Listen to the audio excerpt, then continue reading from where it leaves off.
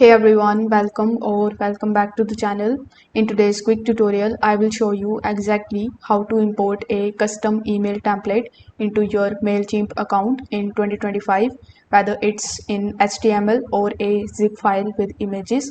If you are on a paid plan and if you want more control over your email designs, this is the way of doing it. So first of all, you need to open your web browser and search for mailchimp.com.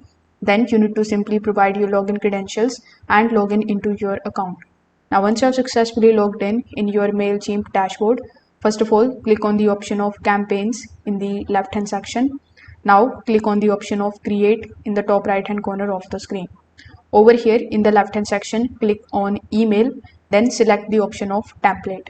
Now, once you do that, simply click on the get started option. Over here in the left hand section, it is going to show you all of the templates that are available on Mailchimp, whether the basic layouts fully designed, and you can also code your own. So simply click on the option of code your own, and now you will be able to see two further options.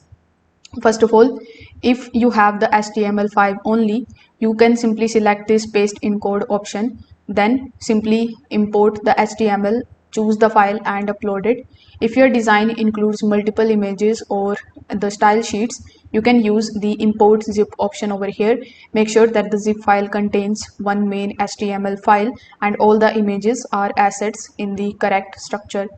Once you have uploaded successfully, Mailchimp will open the template in its code editor, with the help of which you can basically preview your layout and make small edits to the code, and you can also check how it looks on the desktop and in the mobile.